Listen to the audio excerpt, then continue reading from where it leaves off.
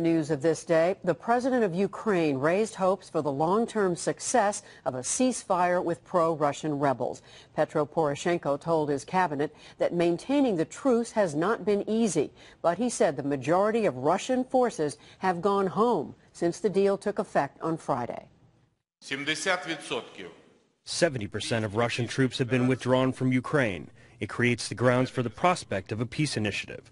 Today, future developments depend on our joint, efficient, and coordinated work towards the unity of the whole country. Russia has denied it ever sent any military forces into Ukraine. In another development, the Russian Navy test-launched a new intercontinental ballistic missile. It's capable of holding up to 10 nuclear warheads. In Moscow, President Vladimir Putin spoke to a Kremlin gathering and said the test is a response to NATO expansion in Eastern Europe. We have said many times that we will have to take corresponding countermeasures to ensure our security. So we very much would like to avoid hearing hysterics later when final decisions are made and start to be implemented. Now, Russia is warning it could make a preemptive strike against NATO's anti-missile defense shield planned for Europe if the US persists in going ahead, ignoring the Kremlin's opposition. Moscow says the system threatens its national security and is detailing its concerns at an international conference in the Russian capital with representatives from over 50 nations. Well, RT's Anissa Nawe joins us live now with more on this. Anissa, what exactly is Russia hoping to demonstrate at this international gathering? Well, missile defense has been in a deadlock for some time now between the U.S., Russia, and NATO. And basically, Russian officials have already reiterated that sentiment, saying that if that deadlock is not resolved sometime in the near future, of course, they understand how much work needs to be done, that they will have to take responsive measures. Like you said, a preemptive strike. If there is no response from the U.S. or from NATO, this has been an issue for many years now, and Russia has made it very clear that a missile defense system, which started as planned, is already pretty much fully fledged underway in Eastern Europe, in Poland, Romania, even as far as Turkey. Russia sees that as a major threat to its national security, and officials here basically saying that they will have to move forward and take steps to protect themselves if they don't see a response from their partners in the U.S. and in NATO. Washington, for years, has been trying to convince Russia that the system is not against them, that it's meant to be a deterrent against so-called rogue states like Iran and North Korea. Well, officials at this summit are going to show basically the results of research that they've done to prove that they believe both North Korea and Iran don't have the capability to reach Europe. So major questions surrounding the goals of that defense system so close to the Russian border. We also know that they're going to show a computer model of how that missile defense system affects Russian systems just outside its border, of course, especially in Poland. So real concern here from the Russian side and harsh rhetoric in response to that lack of response from the U.S. and from NATO. We're hearing a lot of similar statements about how dialogue has to happen, but really what officials needs to see, and we're hearing this certainly from the Russian side, is some kind of compromise. The way Russia sees it, the way out of this, is only if there's some kind of joint system between NATO and the Russian Federation. And that is something that hasn't gotten quite positive response from the U.S. Or from NATO officials, continuing to try to prove their point, really, about why they believe this is such a threat to Russia's national security. What it seems like we're going to hear from officials as this two-day summit wraps up is that there needs to be baby steps, that this is a difficult issue. Both sides are going to push to the end to defend their interests. Rare footage of Bulava ICBM tests.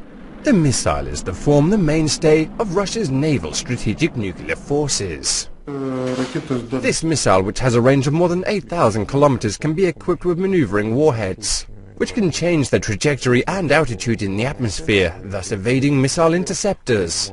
The missile is to carry 10 nuclear warheads. Not a single missile defense system can stop it, say designers at the Moscow Institute of Thermal Technology. They'll be installed on 8 fourth-generation ballistic missile submarines after completing the required tests. The Russian Federation plans to build 8 such submarines carrying 16 Bulava missiles each.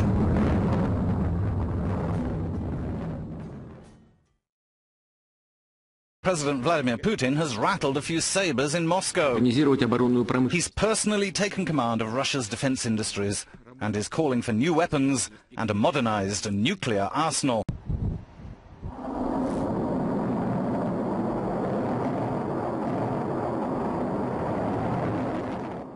As you know, a decision has been made recently to expand NATO's presence in Eastern Europe. Some of our Western partners are now using the crisis in Ukraine that they provoked themselves in order to resuscitate the military bloc. We will take all these things into account when we decide on ensuring our country's security. We have said many times, and we have warned that we will have to, I reiterate, have to take corresponding countermeasures to ensure our security. We have said it many times, so we would very much like to avoid the hysterics later when the final decisions are made and start to be implemented. I want to stress that everything we do is simply countermeasure. I don't want to disturb your listeners who are going to go to bed after watching you, but I think we're 3 steps from war with Russia. Trying to get the attention of unwise lawmakers both in Moscow and in Washington and Europe. I can't tell you how serious this is. Now, amid growing tensions between Russia and NATO over the Ukrainian crisis, Russia's defense ministry has announced that its forces responsible for Russia's strategic nuclear arsenal will conduct major exercises this month. They will take place in the Altai region in the north-central part of the country. The exercises will involve more than 4,000 soldiers, around 400 technical units, and extensive use of air power. A senior military officer also said the troops would practice countering irregular units and high-precision weapons. The announcement came just 1 day before the start of the NATO summit in Wales. Meanwhile, NATO countries will hold their annual military exercises in western Ukraine. Some 1,300 NATO troops, including 200 U.S. combat troops, will take part in the 10-day exercises. Ukraine, Azerbaijan, Georgia, and Moldova will also be joining the drills. It was originally planned back in July, but was delayed by the escalating tensions in Ukraine. Well, amid the ongoing conflict in Ukraine, a senior Kremlin official says that Russia will adjust its military doctrine in response to NATO plans to boost its presence in Eastern Europe. The deputy head of the National Security Council, Mikhail Popov, has accused the Western military alliance of ratcheting up tensions by boosting its military presence near Russia's borders. The official added that the U.S. is planning to deploy heavy weaponry and military hardware, including tanks and armored vehicles, in Estonia and other Baltic states. He noted that the move is indicative of the U.S. and NATO's desire to continue their policy of aggravating tensions with Russia. He termed the U.S. missile system plan in Eastern Europe as another threat to Russia's security.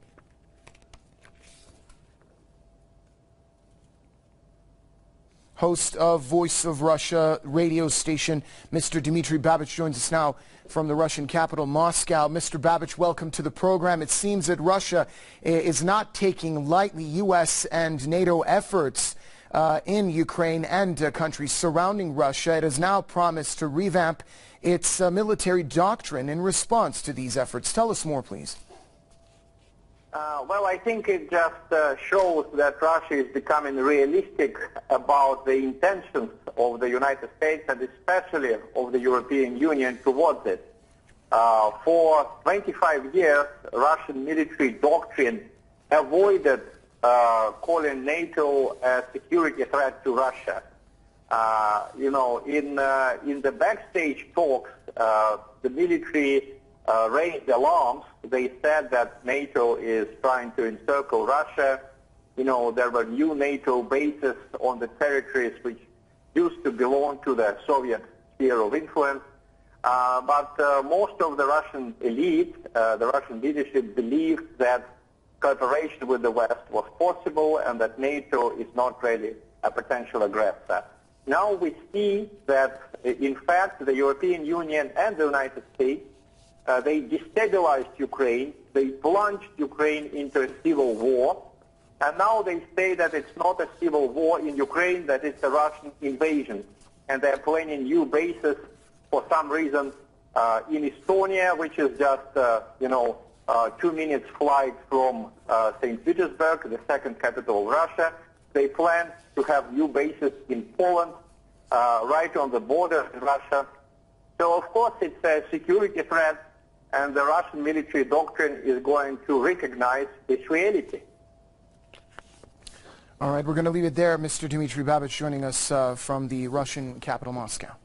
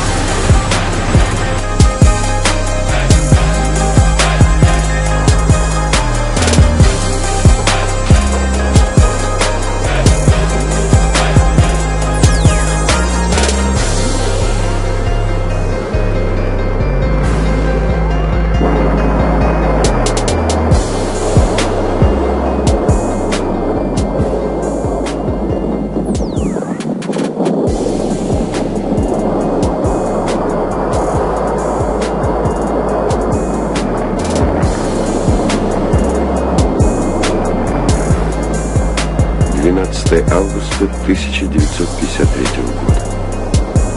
Испытание первой в мире водородной бомбы мощностью взрыва в 20 раз больше, чем взрыв атомной бомбы.